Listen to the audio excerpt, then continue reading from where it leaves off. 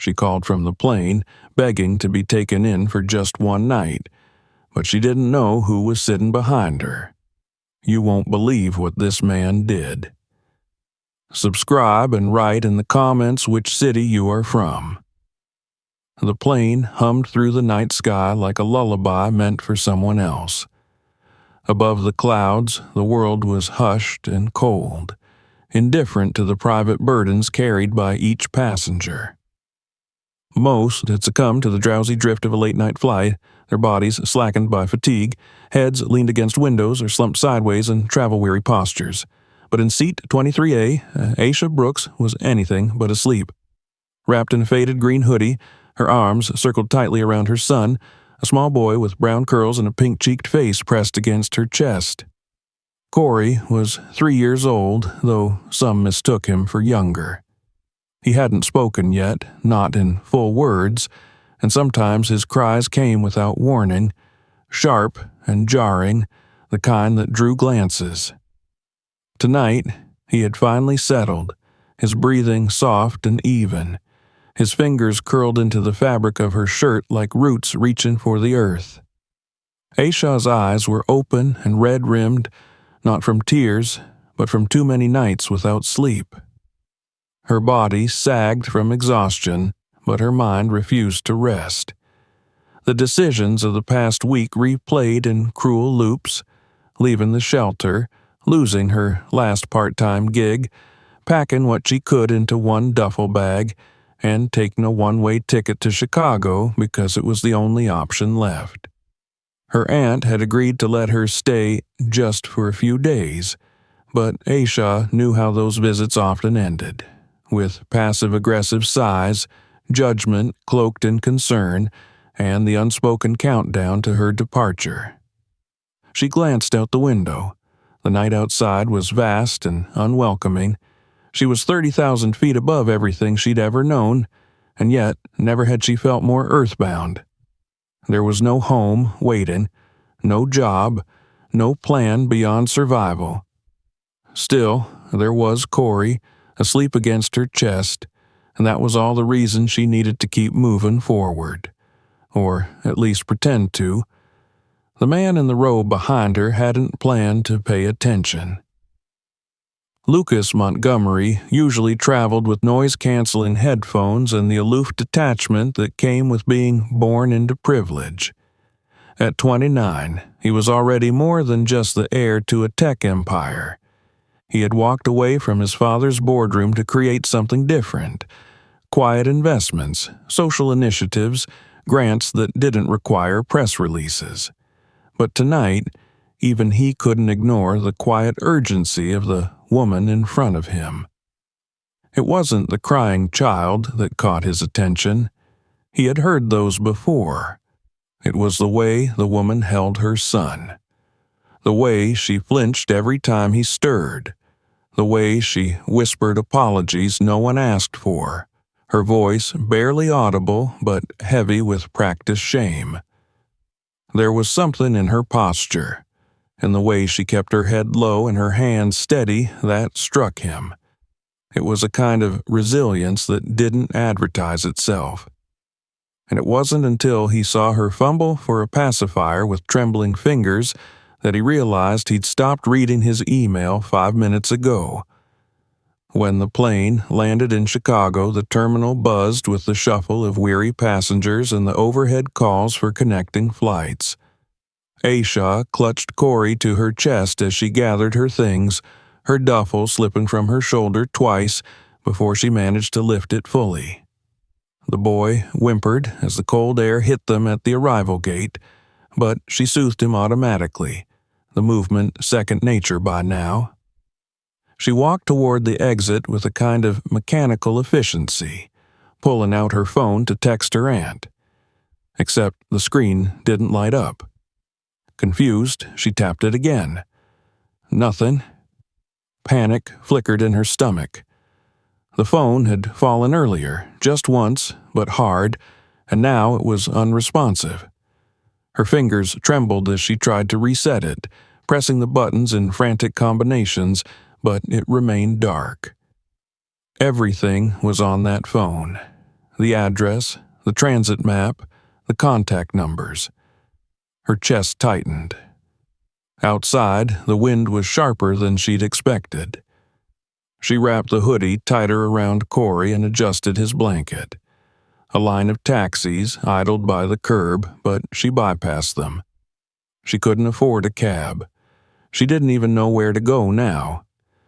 She stood near the sliding doors, weighing her options, when a man in a navy windbreaker approached her.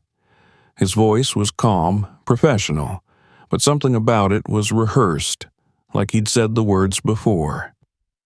"Your ride's covered. Just need your name for confirmation."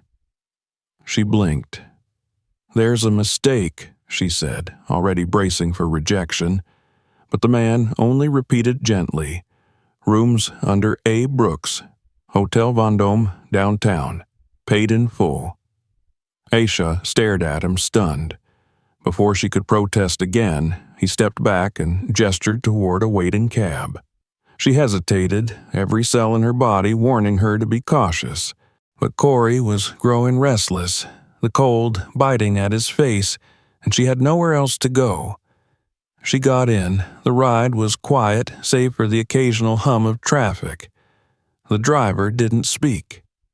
Aisha kept her eyes on the city lights outside the window, trying to make sense of what had just happened. Who would have done this? How could anyone know her name? Her mind cycled through a dozen paranoid explanations.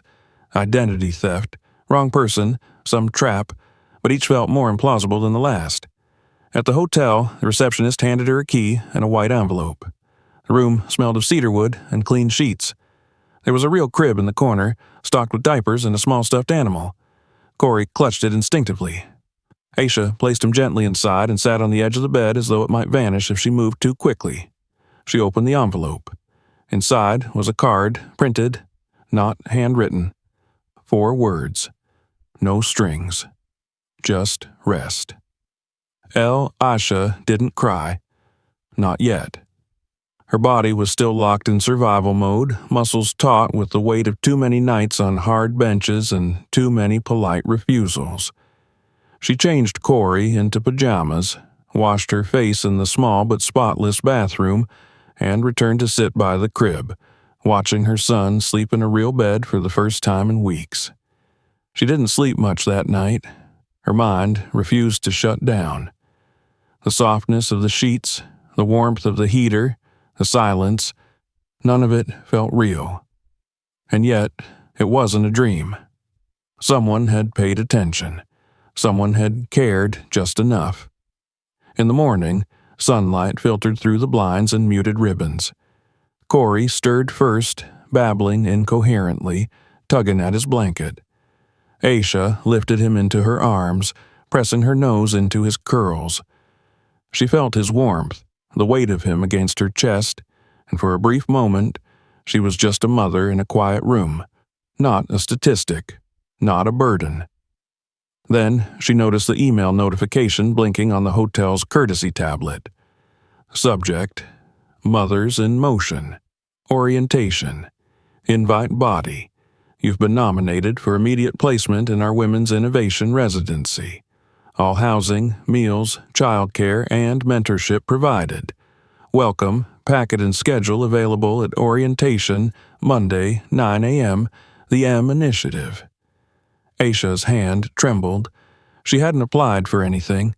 She hadn't told anyone about her skills, her ideas, her unfinished college years. And yet, here it was. A lifeline that didn't ask her to explain her pain first. A path forward she hadn't dared imagine. She looked out the window at the city. Somewhere out there, someone had opened a door. And this time, maybe she would walk through it. The elevator doors opened with a soft chime, and Aisha stepped into the quiet lobby of the M Initiative's residential center. It had once been a red brick elementary school, the kind with tall windows and wide hallways, now repurposed with a kind of understated warmth. The scent of fresh paint still clung faintly to the walls, mingling with something homier: clean linen, brewed coffee, and the faintest trace of eucalyptus from the welcome desk diffuser. Corey clung to her hip, his cheek resting against her shoulder, eyes fluttering from sleep.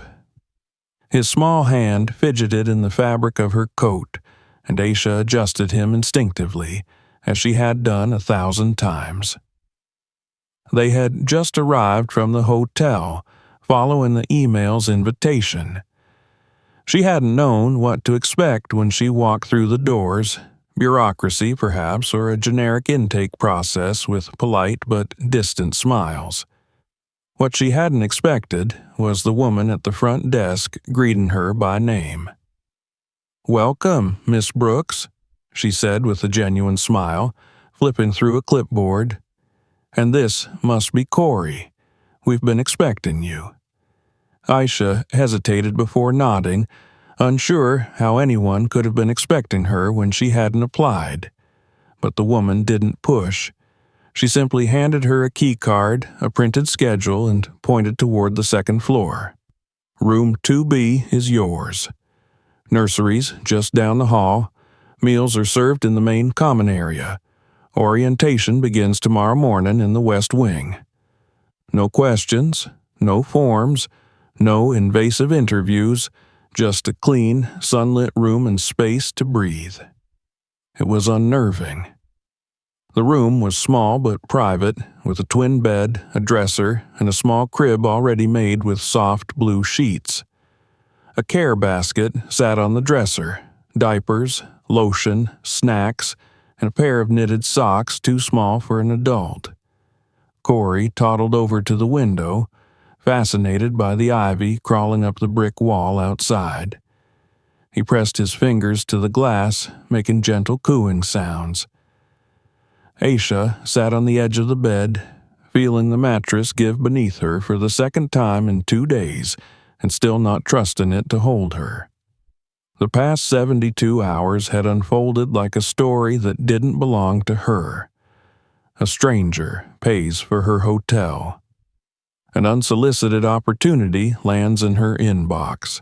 A residency program, residential no less, complete with childcare and mentorship, opens its doors to her without so much as a background check. It felt surreal, dangerous even, like a storybook with a hidden trap behind the next page. But the schedule in her hand was real.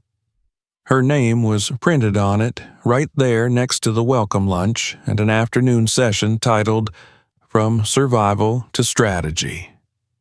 She traced the ink with her finger, her breath shallow, her heart resisting the hope that pressed into her chest. That night, she lay awake in the narrow bed, listening to the sounds of other children in the hall, the distant murmur of pipes, the creak of old floorboards. Corey was asleep in the crib, his small breath steady and rhythmic. Aisha watched him through the faint glow of the hallway light, wondering how something so improbable could feel so right. She didn't dare believe it fully. Not yet. The next morning, she dressed in her cleanest jeans and a soft gray sweater, brushing her hair into a tight bun. She didn't own much, but she knew how to present herself. Polished, capable, self-contained. She dropped Corey off in the nursery where 2 gentle-voiced women welcomed him with practiced ease. He didn't cry, which surprised her.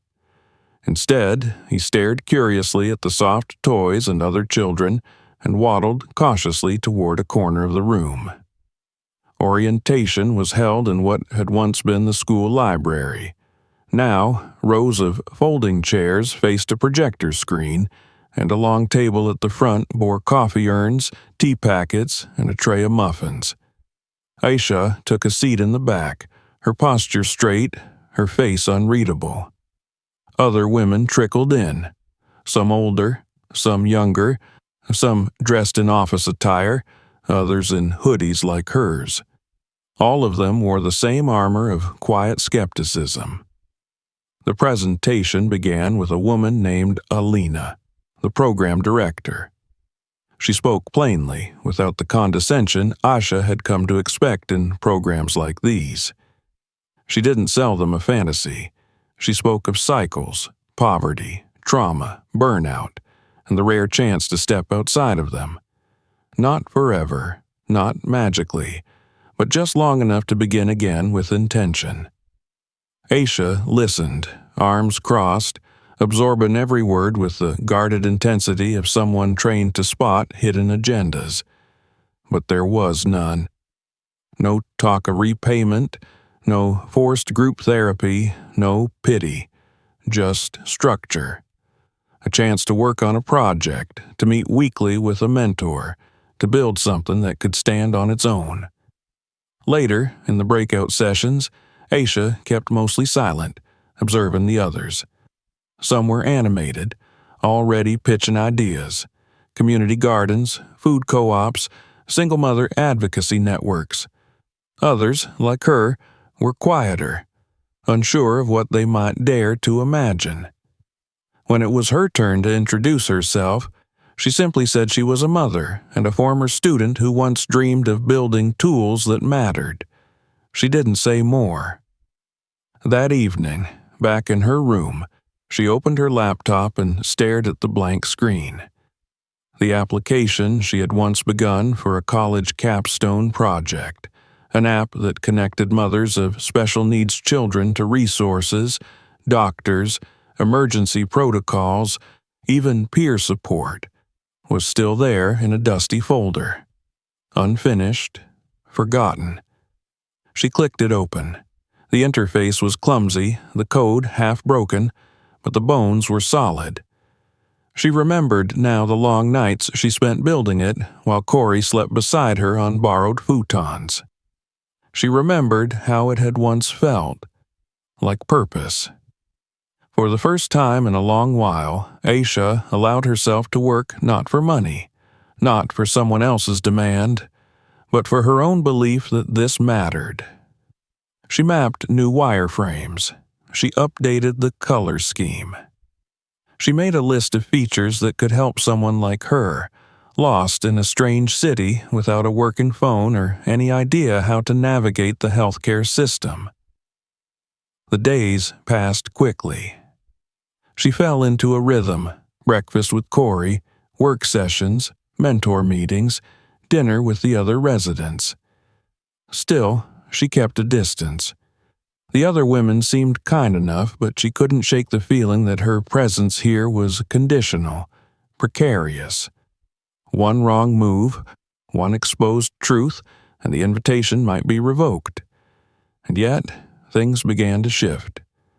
During one workshop, a woman named Nadia asked to see her prototype.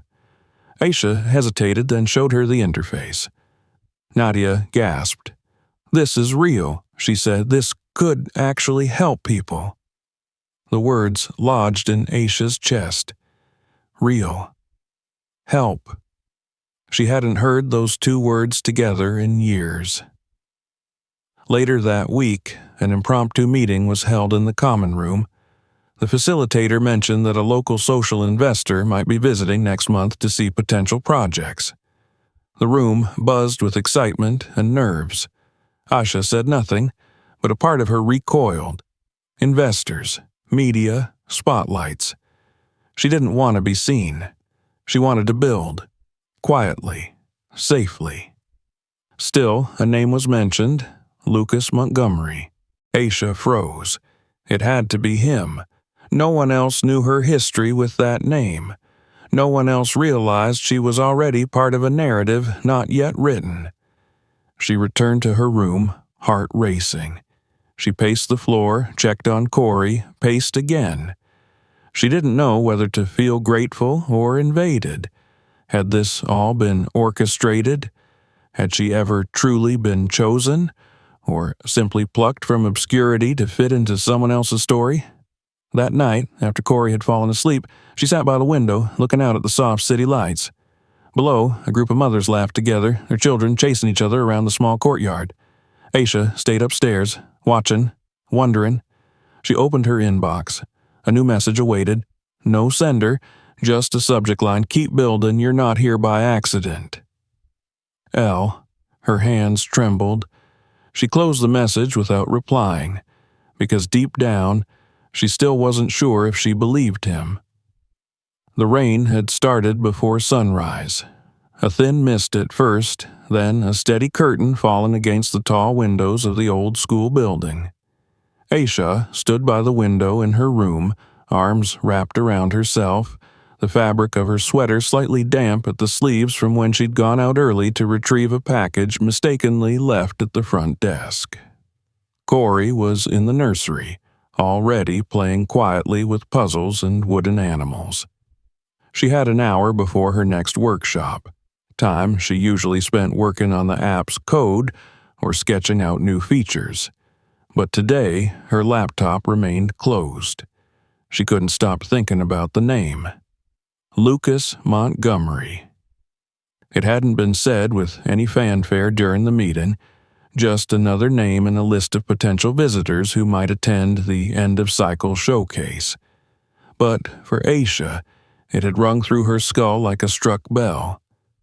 She hadn't seen him since the hotel, hadn't heard his voice since the cab ride and the anonymous card.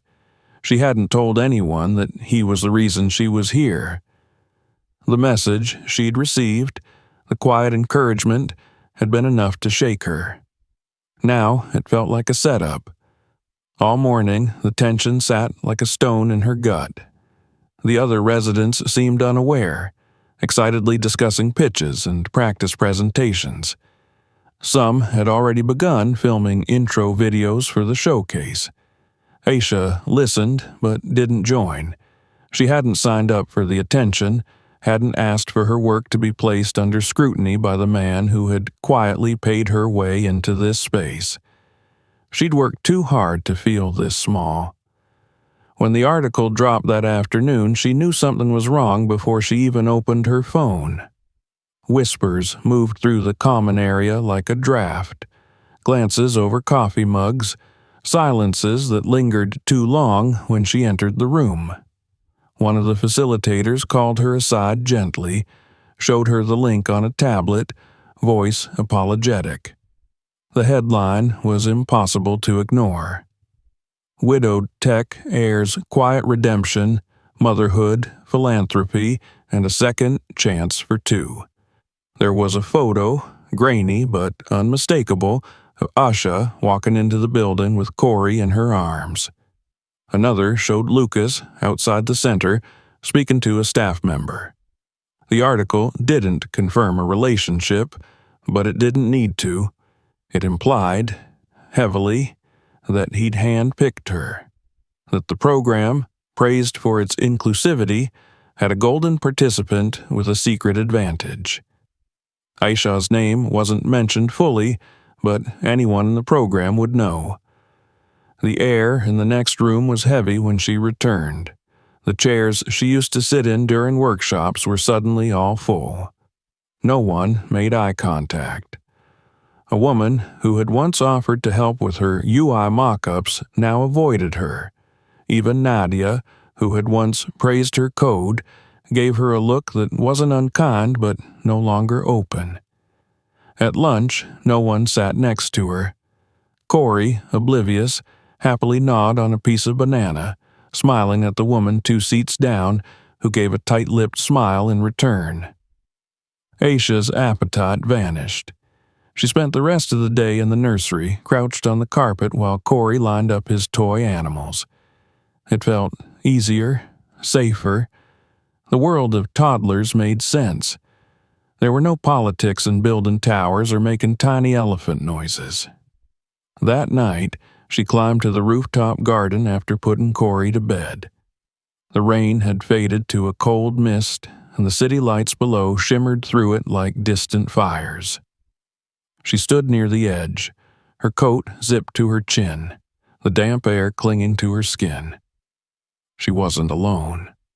Lucas was there, hands in his coat pockets, staring out at the skyline like it could answer something he didn't know how to ask. She said nothing at first. The silence stretched between them, thick and charged. He didn't turn to look at her. "You saw it." She nodded once. "It'll fade," he said, his voice low. "These things always do." Asha's voice came out sharper than she intended. It's not about the story, it's about the people around me, the ones I was just starting to trust. Finally, he turned. His eyes were clear but tired, like someone who hadn't rested in days. You shouldn't have to pay a price for someone else's grief. But I am, she said, because you didn't tell me what I was walking into. He didn't have an answer. She left him there in the cold and didn't look back. The rest of the week passed in silence. Not a forced one, not imposed from the outside, but the kind that settled like dust after a collapse. She still attended her sessions, still picked Corey up from the nursery, still typed quietly in the corner of the common room, but something in her had closed. She no longer offered feedback in group critiques. She stopped eating in the dining area. When a facilitator asked if she was okay, she smiled too quickly and said yes. The walls, once soft, became hard again, but it wasn't just the silence of others that hurt. It was the question that had started to burrow deep inside her like a slow-growing rot. Was I chosen because I deserved it? Or because I looked enough like someone he'd lost? She didn't know much about Lucas's past. A few Google searches showed his wife had died 4 years ago in a car accident. No children. A few interviews with phrases like quiet philanthropist and innovative reformer. Nothing that suggested he'd be watching planes land in the middle of the night, waiting to change someone's life. Unless he wasn't watching her at all. Unless he was chasing a ghost. On Thursday, the energy in the studio shifted. A new instructor arrived, Evelyn Crow. Asha recognized her name instantly. In her teens, she had watched grainy VHS tapes of Evelyn's performances, raw, commanding, impossible to ignore. Evelyn had once been the future of modern dance until a spinal injury ended her career. Now she taught sparingly, only accepting select residencies. She didn't speak much, didn't smile. She moved like a blade through water. Aisha almost didn't show up to the class, but something made her go. Maybe habit, maybe defiance. Evelyn didn't acknowledge her arrival. She simply clapped her hands once and began. For the next hour, Aisha lost herself. Evelyn didn't coddle. She corrected sharply, repositioned arms without apology, pushed through tension like it was air. And Aisha followed. Her body, long dormant, remembered the language. Her hips found alignment. Her breath deepened with each plie. Her arms extended not for beauty, but for purpose. She felt stripped bare and rebuilt. When the session ended, Asha reached for her water bottle, trembling with fatigue. Evelyn paused by the door just for a moment. "You dance like someone who's never been given anything twice," she said. Then she was gone. The sentence stayed with Aisha all night. The next morning, she sat at her desk before sunrise, Corey still asleep in the crib. She opened a blank document and began to write. "Simon, thank you for opening the door, but I need to know I'm walking through it on my own. Not as a reflection of someone you loved, not because I remind you of Florence, not because it makes a good story. I need to rebuild something that feels like mine, even if it means starting over again. Please don't contact me. I won't be a part of a memorial. I'm still alive. Aisha." She folded it once, sealed it, and handed it to the front desk with instructions to deliver it to Lucas Montgomery's assistant. The day she left the M Initiative, it rained again. She didn't pack much, just what she had brought, a few new clothes donated by the center, and her laptop. She dressed Corey in layers, covered his head with a knit cap, and zipped her coat against the chill. There was no goodbye party, no farewell hugs, only Evelyn standing in the lobby, arms crossed, watching silently as Aisha adjusted the strap on her duffel. As she passed, Evelyn said, "When you're ready to come back as yourself, not someone's story, the floor will still be here." Aisha nodded once and stepped out into the rain. She had no car waiting, no headlines tracking her exit, only her feet, only her choice. The windows in the apartment above the laundromat rattled whenever the dryers below reached their highest cycle. Aisha had learned to count the rhythm by now, even to expect it, a low mechanical hum that swelled into a vibration through the warped floorboards. It wasn't pleasant, but it wasn't unpredictable either, and that, for her, was enough. She'd found the room by accident. A handwritten sign taped to the window of a corner store had listed Studio W/crib space, second floor, utilities may be included. The price was absurdly low for the neighborhood, which usually meant roaches, noise, or worse. But Aisha hadn't hesitated. She called. She didn't negotiate. She moved in the next day. The apartment was barely larger than a motel room. The kitchen was the size of a closet. The heater needed 2 swift kicks to turn on, and even then it groaned like it might expire at any moment. The ceiling had a persistent leak that no towel could fully catch, and there was a faint smell of damp cardboard in the back corner. But the crib fit near her bed. The lock worked.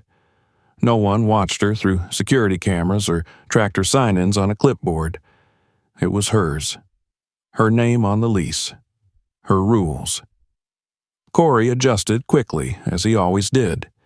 He built tiny cities out of plastic lids and thread spools. He made friends with the old woman down the hall who let him play with her cat when she wasn't too tired. He didn't cry when the power flickered or when the heater wheezed. And for the first time since they'd left the M initiative, Aisha felt like he was truly settling, not just adapting. She got a job at a call center, part-time and night shift. It was tedious work, handling complaints, scheduling deliveries, answering questions she didn't care about. But it paid enough for diapers, oatmeal, and internet.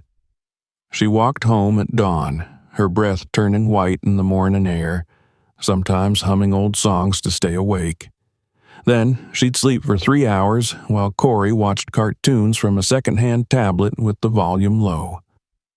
The rest of the day was a mix of daycare runs, grocery budgeting, and survival.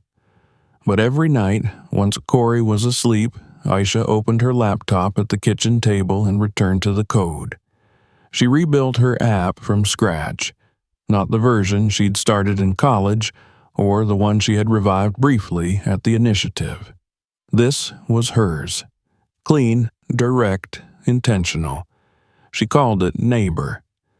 The idea was simple, a digital space where parents of special needs children could share verified resources, flag unsafe providers, map local clinics that respected nonverbal kids, offer each other tools for advocacy, and most importantly, listen.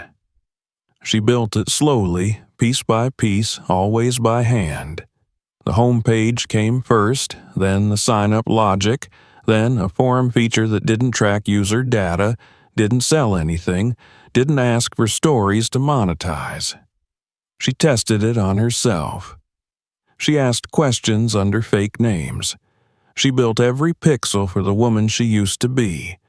Broke, frightened, unheard, and completely invisible to every polished brochure or government hotline. At the community center 3 blocks away, she began volunteering 1 afternoon a week, then 2, then eventually 3. She started with basic digital literacy for women like her, how to pay bills online, how to register for city services, how to use transit apps safely with children. She didn't speak much at first, just taught and answered questions. But word spread quickly. Within a month, her classes were full. Women who had once sat in corners now brought notebooks and asked for homework. One evening, after class, as she was helping a nervous girl named Arya find her posture in first ballet position, an impromptu addition to the class since Arya had been too shy to join the dance group next door, a woman in an expensive gray coat stepped quietly into the back of the room. Aisha noticed her without reacting. Years of caution had trained her to recognize quiet observation. The woman stood with arms folded, gaze sharp but not hostile. She watched until the end of the class, then approached as Aisha packed up coloring sheets and leftover crackers. "You're Aisha Brooks," she said. Her tone was neutral. Not surprised, not impressed, just clear. "That depends," Aisha replied without looking up, "on whether you're here to compliment or confront me." The woman didn't smile. She reached into her coat and handed Aisha a clean, simple business card. The font was plain, the title concise. Marisol Vance, Community Dance Collective, Board Launch Candidate, Founder. "Evelyn Crow sent me," she said. "She said if I was serious about building something real, I'd need someone who knows what real costs." Aisha blinked slowly, then took the card. She didn't say yes. She didn't promise anything. She no longer made quick decisions. Later that night, after Corey had fallen asleep with his favorite stuffed rabbit tucked under his arm and the heaters had begun their moaning chorus again, Aisha sat at the table and turned the card over between her fingers. She wasn't flattered. She wasn't curious.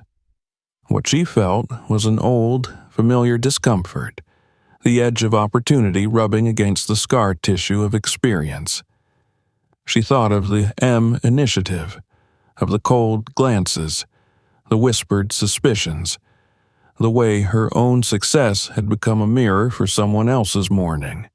She didn't want to be that again. Somebody's proof, somebody's symbol, somebody's healing. She opened a blank note on her laptop and typed, "I didn't walk away because I was afraid. I walked away so I'd know if I ever said yes again, it would be because I chose it." The next morning, she submitted an application for a public service technology grant through the city's Civic Uplift Fund. The form asked for a project title. She wrote Neighbor. The description was short, plain, and confident. An inclusive, non-commercial digital platform to help underserved parents of neurodiverse children access local care and mutual support. Built by someone who knows what it's like to need a map and find only noise. She didn't add a resume. Didn't mention the M initiative, didn't name names. She submitted it just before sunrise. Then she closed the laptop, pulled on her coat, lifted Corey into a stroller, and walked to the community center. Weeks passed. Her days were full of small victories. A woman in class figuring out how to fill out a job application without help. Corey clapping his hands in rhythm during a music group. A kind letter from one of her students taped to her cabinet door. Aisha did not feel like a success. She felt like someone who was finally building her life with her own hands. Then, one Thursday afternoon, she received an envelope. The return address was a government building downtown. Inside was a letter. She had been selected as one of 3 finalists for the Civic Uplift Grant. The winner would be chosen after a public presentation in 2 weeks at the Civic Commons Center. No sponsorship, no foundation, just a chance. The final paragraph read, "You will have 10 minutes to present your project. We encourage you to share your story if you feel comfortable doing so. Judges will evaluate proposals based on clarity, feasibility, community relevance, and sustainability." Aisha folded the letter and placed it on the table. Her hands were steady. That evening, she dressed Corey in his warmest clothes and walked with him to a small playground near the river. The sun was low, painting the sky in soft oranges and blues. He slid down the plastic slide with squeals of delight, then climbed back up with clumsy determination. Aisha sat on the bench, watching him, her fingers curled around the card from Marisol. She didn't know if she'd ever return it. She didn't know if she needed to. But as the light faded and Corey curled into her lap, whispering a sound that might have been home, she felt something shift inside her. Not a destination, not a triumph, but a beginning she had crafted herself. One choice at a time. The Civic Commons Center was neither grand nor imposing. A squat concrete building with tall windows and a lobby that smelled faintly of lemon polish and printer ink, it stood like a testament to utilitarian design. Nothing superfluous, nothing performative. On the morning of the grant presentations, Aisha arrived just after 8. Corey already dropped off with Clara, the retired nurse who had taken to watching him on the days Aisha taught her classes at the center. Clara was one of those women who seem to appear in the lives of struggling mothers at just the right moment. Not to save, but to simply witness and assist without judgment. She had asked no questions when Aisha first inquired about help. She only nodded and said, "He'll be safe here. You go do what you do." Aisha stepped into the building with the weightless dread that came when something was finally real. No more rehearsing in the quiet of her kitchen. No more long nights typing notes into her phone while Corey snored beside her. Today, she would stand in front of people who didn't know her, didn't owe her kindness, and explain why her voice and her vision mattered. The auditorium had already begun to fill. Staff members bustled between rows with programs, clipboards, and water bottles. A small table in the back held fruit, granola bars, and lukewarm coffee. Aisha passed it without stopping. Her palms were damp, her throat tight. She hadn't worn anything fancy, just a clean black blouse, dark jeans, and a pair of flats she'd saved for over a year. Her hair was pulled back into a low twist, neat and restrained. She wasn't here to impress. She was here to speak. The first 2 presenters went before her. A young man with a project involving youth coding camps, and a middle-aged woman proposing a food co-op expansion. Both were competent, polished. They spoke with practiced ease, slides and statistics lighting the screen behind them. The audience nodded, jotted notes, asked questions. Aisha watched from the wings, her heart a steady drumbeat in her chest. When her name was called, she exhaled once, deep and slow, then stepped into the light. There was no slideshow, no music or animations, only her, standing behind the podium, her hands resting gently on either side. She looked at the audience, council members, donors, other finalists, some local press. Their faces were blank, expectant. She did not smile. She did not fidget. She spoke. "My name is Aisha Brooks. I'm the creator of Neighbor, a platform built for parents like me, parents of children with special needs who are lost, exhausted, and invisible to the systems designed to help them." Her voice was steady, low, and precise. She spoke not from a place of persuasion, but from memory. She told them about Corey, about hospitals with long waits and staff who didn't know how to speak to a child who didn't speak, about shelters that only allowed children over a certain age, about forms that required addresses she didn't have, about nights sleeping on buses, not because she had nowhere to go, but because the places available weren't safe.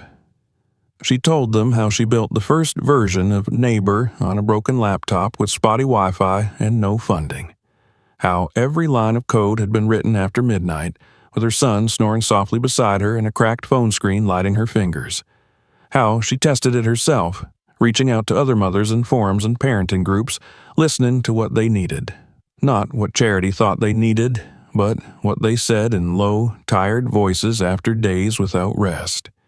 She ended not with a plea, but with a purpose. I didn't build this to be a legacy. I built it because no child should grow up believing they only matter when someone else rescues them. I built it because movement saves, not by erasing our pain, but by giving it shape. The room was silent when she stepped away, then slowly applause rose, not thunderous, not automatic, but real.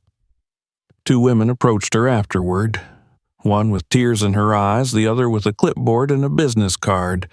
Neither spoke right away. They only thanked her.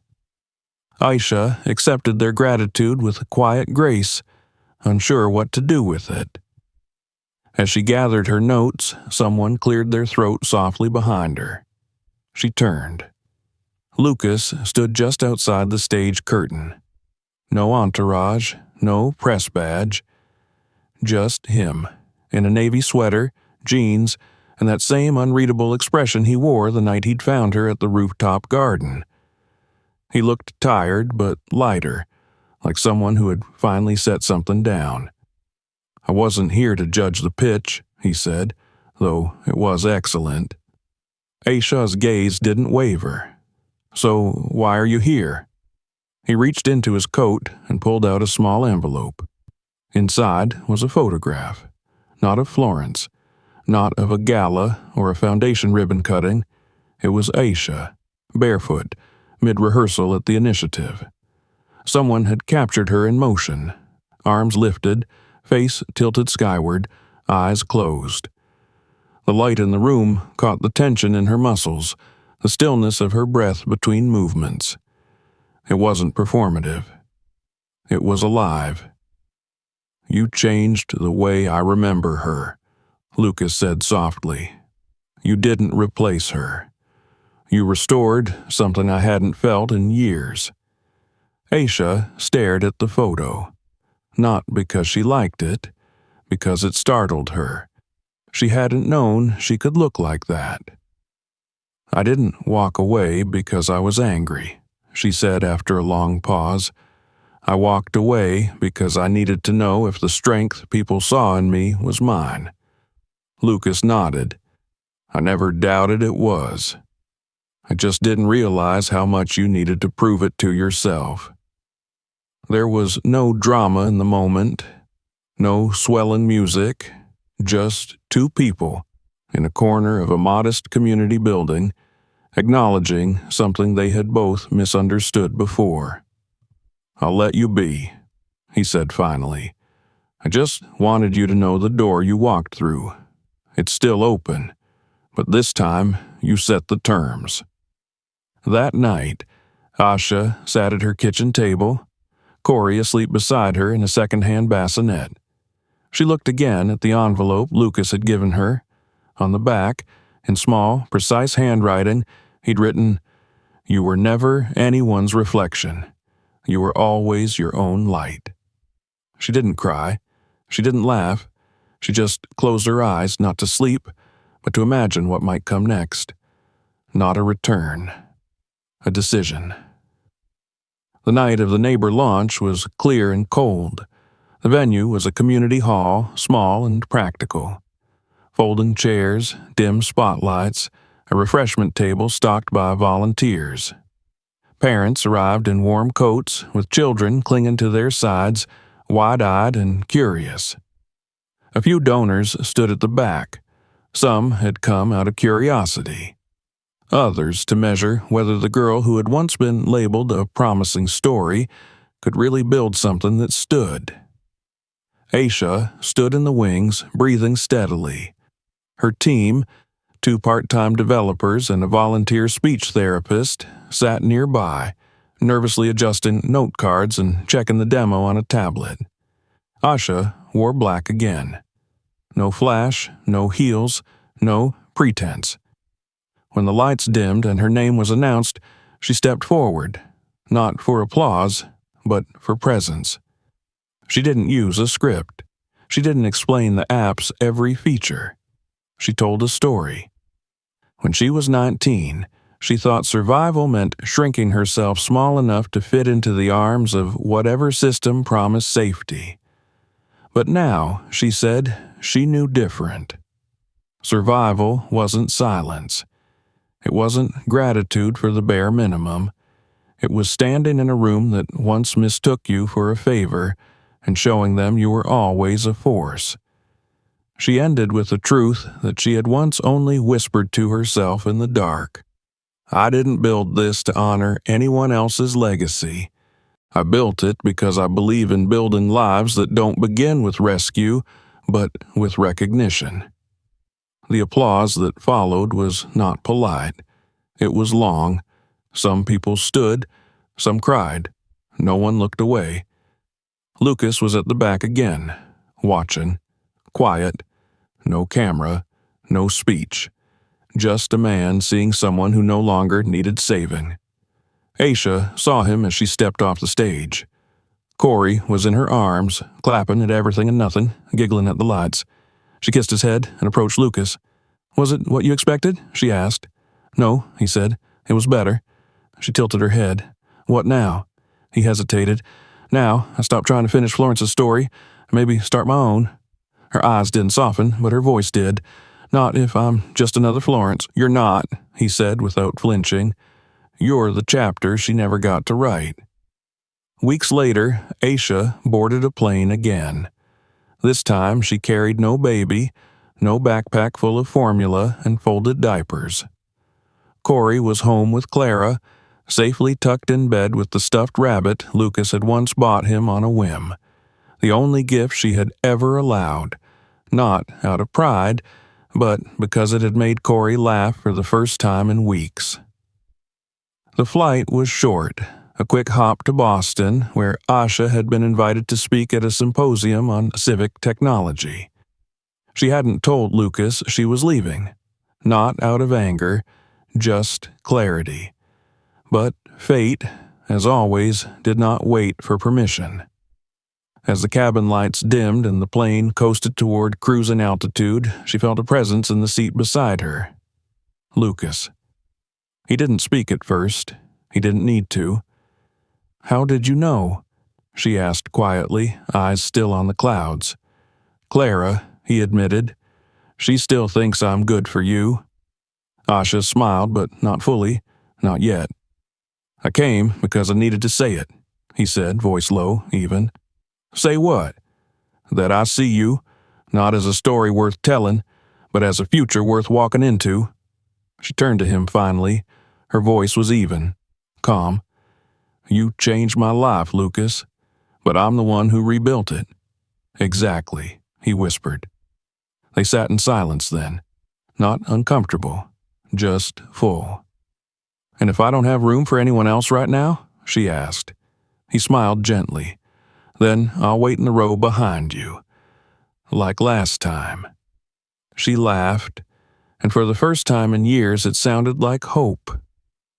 As the plane glided into its final descent, Aisha leaned back in her seat and closed her eyes.